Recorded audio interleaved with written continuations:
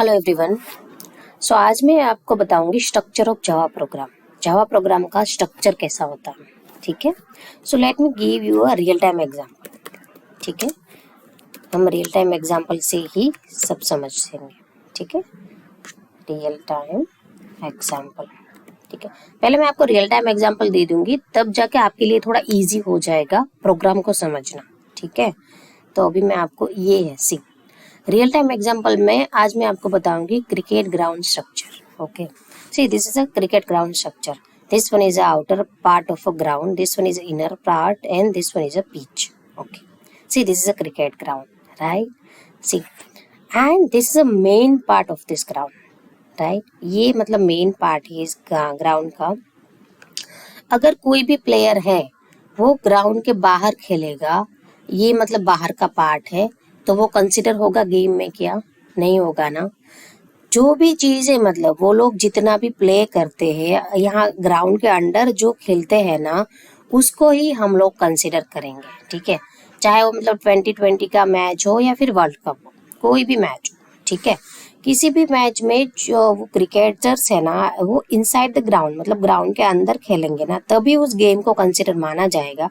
अगर वो बाहर कहीं खेलते हैं तो उसको उस गेम में कंसिडर नहीं करेंगे। दैट्स फाइन कि वो बाहर कुछ प्रैक्टिस कर रहे हैं, वो कुछ भी कर रहे हैं, बट क्या उस गेम में कंसिडर होगा? क्या नहीं ना, नहीं हो पाएगा, ठीक है।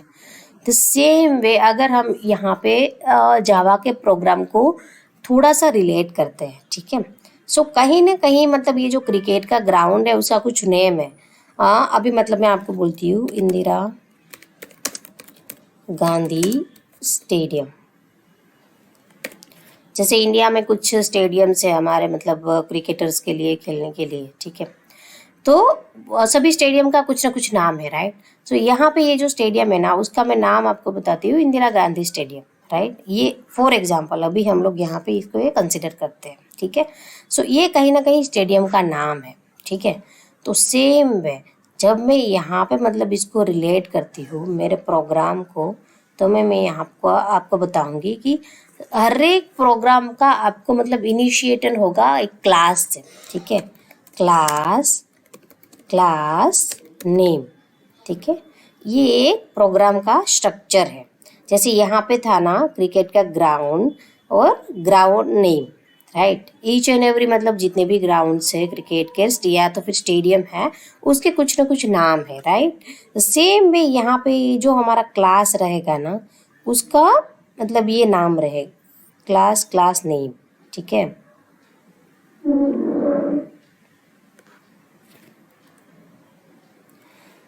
अभी हर एक क्लास को इनिशिएट करने के लिए ये हमारी यहाँ पे एक बाउंड्री होगी। ये जो कर्ली ब्रेसिस है ना, कर्ली ब्रेसिस है उसको ये हमारी एक बाउंड्री होगी, ठीक है। जैसे यहाँ पे क्या है कि ग्राउंड को मतलब एक ग्राउंड दिखाने के लिए वो लोग वाइट कलर का या तो कुछ रॉप लगा देते हैं या तो फिर मतलब वाइट कलर में कुछ लाइंस कर देते हैं ताकि वो ग्राउंड आइडेंटिफाई हो। जैसे कोई क्रिकेटर है वो 4 या फिर 6 मतलब जब भी वो रन करता है तो आपको उसकी बाउंड्री से ही पता चलता है, राइट, कि ये 6 हुआ या 4 हुआ, क्योंकि आपको लाइन दिख रही होती है, ठीक है। या द सेम वे यहाँ पे ये जो है ना कर्ली ब्रेसिस प्रोग्राम में हम कोई रॉप नहीं लगा सकते और ना ही मतलब वाइट कलर की कोई मैं लाइन खींच सकती हूँ, राइट, क्योंकि this one is a language. तो यहाँ पे मैं ये नहीं कर सकती, बट यहाँ पे जो हमारी क्लास की जो बाउंड्री है ना वो कर्ली ब्रेसिस से होगी, ठीक है।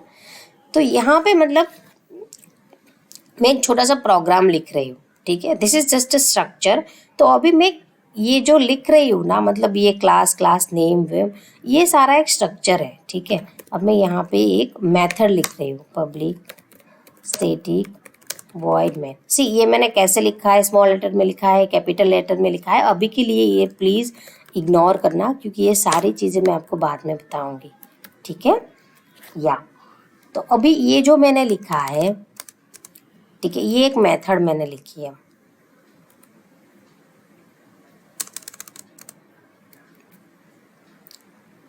अब मेथड के अंदर मैं लिखती हूँ, ठीक है, system.out.println।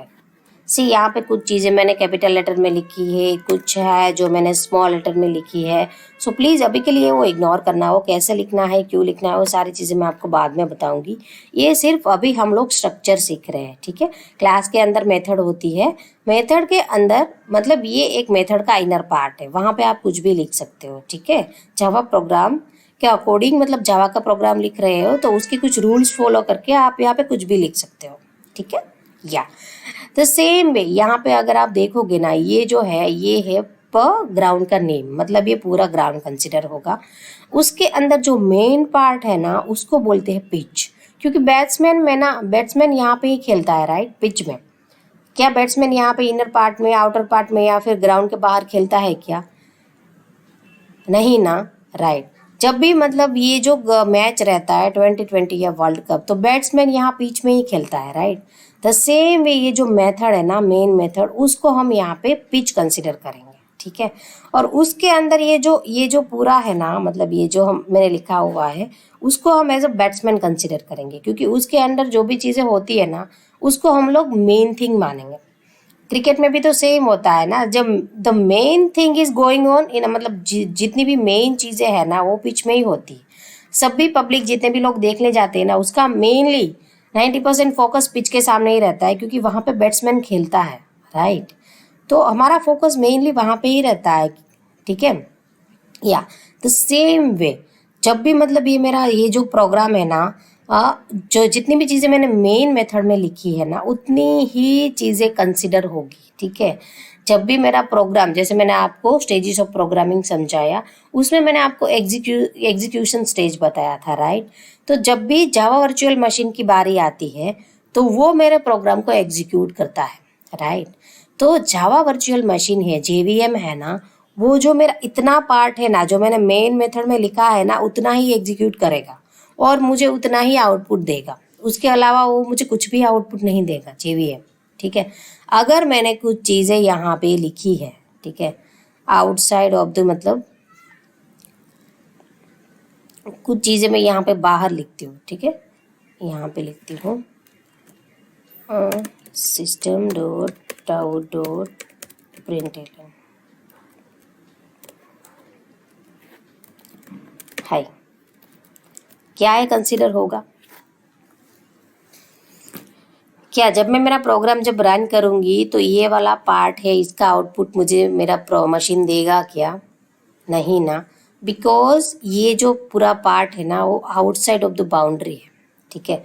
मेरी बाउंड्री यहाँ पे ही ख़त्म हो जाती है, मेरा ब्रैकेट जब एक करली ब्रेसेस जहाँ पे क्लोज होता है ना वहाँ पे मेरी बाउंड्री भी ख़त्म हो जाती है। सेम वे यहाँ पे जहाँ पे आपका क्रिकेट का ग्राउंड ख़त्म होता है ना वहाँ पे आपकी बाउंड्री ख़त्म हो जाती है। उससे बाहर जो भी हो उसका मतलब मैच से कोई लेना देना नहीं होता, राइट। जितनी भी चीज़ें यहाँ अंदर में खेली जाती है ना उसका ही मैच से लेना देना होता है। द सेम वे यहाँ पे अगर मैं कुछ भी लिखूँ इट डजंट मैटर, मतलब उसका वो कंसिडर ही नहीं होगा। जब जेवीएम प्रोग्राम को एग्जीक्यूट करेगा ना तो ये वाला पार्ट एग्जीक्यूट ही नहीं होगा, इसका मुझे आउटपुट ही नहीं मिलेगा, ठीक है। या तो सेम अगर मैं कुछ यहाँ पे लिखती हूँ, ठीक है, सी ये आउटर ऑफ द क्लास के बाहर का पार्ट था, ये जो पार्ट है ना वो क्लास के अंदर है बट मेथड के मेथड के बाहर है, राइट। मतलब मेन मेथड के बाहर मैं कुछ लिख रही हूँ, ठीक है। System dot out dot println,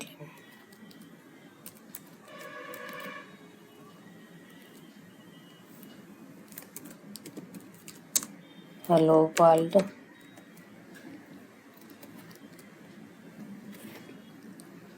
सी ये जो मैंने लिखा है, ठीक है, या ये मैंने क्लास के अंदर लिखा है, मतलब यहाँ क्लास के अंदर लिखा है बट मेन मेथड के बाहर लिखा है, तो इसका आउटपुट मुझे मिलेगा क्या?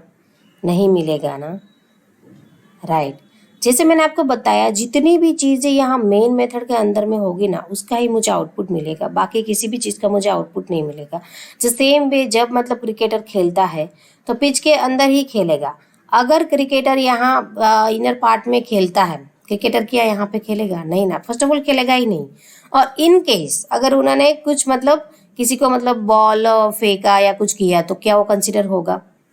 नहीं ना, या फिर उन्होंने मतलब बैट से बॉल को सिर्फ हिट किया तो क्या वो कंसिडर होगा? नहीं ना, वो कंसिडर होगा ही नहीं।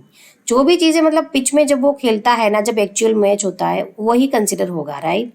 या द सेम वे मतलब जितनी भी चीजें मेन मेथड मतलब ये जो ब्रैकेट है ना उसके अंदर में जो मैंने लिखा है ना वही कंसिडर होगा। ये जो ब्रैकेट है जैसे ही खत्म हो जाता है ना मेन मेथड का, उसके बाहर मैं कुछ भी लिखूं इट डजेंट मैटर, वो एग्जीक्यूट होगा ही नहीं, उसका मुझे आउटपुट ही नहीं मिलेगा। ठीक है, अब मैं आपको यहाँ पे पूछूं कि मैंने ये प्रोग्राम लिखा है, ठीक है, जब जेवीएम इसको रन करेगा तो मुझे कितना आउटपुट मिलेगा? मैंने सिर्फ यहाँ पे हेलो प्रिंट करवाया है, ठीक है, मेरे सिस्टम पे मुझे सिर्फ हेलो का आंसर चाहिए मेरे मशीन से।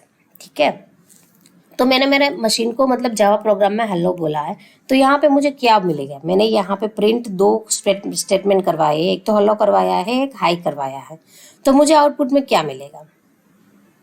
Hello, right? क्योंकि हाई तो बाहर ही है, क्रिकेटर तो मतलब स्टेडियम के बाहर ही खेल रहा है, तो उसका मुझे तो कोई आउटपुट नहीं मिलेगा ना, वो क्रिकेट में कंसिडर ही नहीं होगा।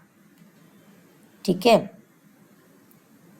या तो जितनी भी चीजें मैं यहाँ मेन मेथड में लिखती हूँ ना उसको ही कंसिडर होगा, उसको हम लोग पिच कंसिडर करेंगे, और जो यहाँ पे अंदर जो मैं लिखती हूँ ना उसको हम लोग क्रिकेटर कंसिडर करेंगे कि क्रिकेटर मेन मेथड मतलब पिच के अंदर खेल रहा है। जितनी भी चीजें उसके अंदर हो रही है ना उसका ही हमें आउटपुट मिलेगा और वो ही मतलब मैच में कंसिडर होगा, बाकी कोई भी चीजें कंसिडर नहीं होगी, चाहे वो मेन मेथड के बाहर हो या फिर क्लास के बाहर हो, उसको हम लोग हमारे मतलब ये जो प्रोग्राम है ना उसमें कंसिडर नहीं कर सकते। ठीक है,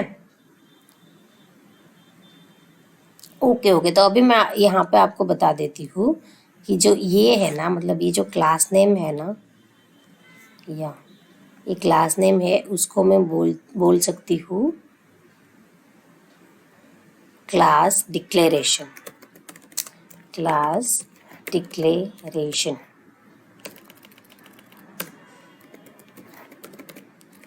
मतलब मैंने कहीं ना कहीं क्लास का नाम डिक्लेयर किया, आप कोई भी नाम दे सकते हो।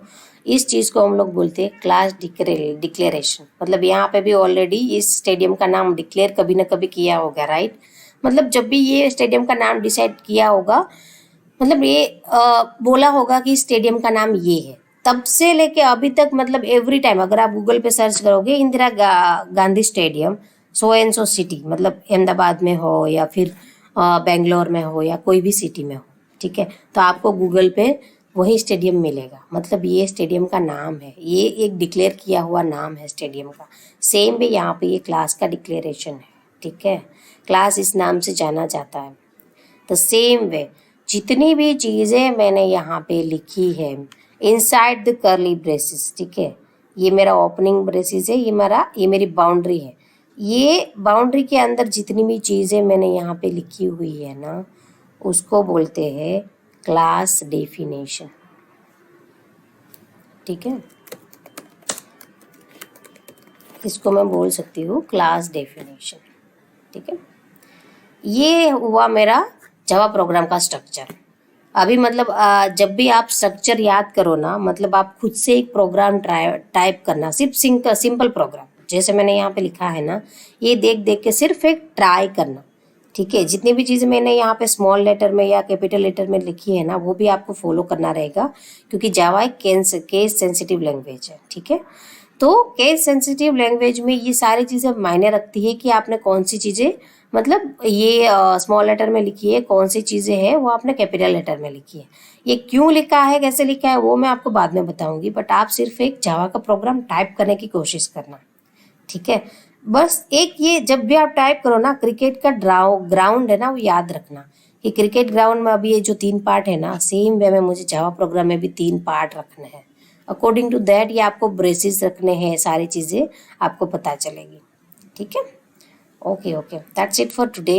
एंड मेरा जो ये एग्जाम्पल है ना वो मैंने इंस्टाग्राम अकाउंट जो मेरा है वहाँ पे मैंने अपलोड किया हुआ है। ठीक है, या ये मेरा इंस्टाग्राम अकाउंट है, वहाँ पे पोस्ट सेक्शन में मैंने वहाँ पे अपलोड किया हुआ है, अगर आपको देखना है तो। ठीक है, और अगर आपकी ओर से कुछ क्वेश्चन है तो आप मुझे कमेंट सेक्शन में कमेंट कर सकते हो, मैं आपको आंसर दे दूँगी। ठीक है, ओके या थैंक यू सो मच।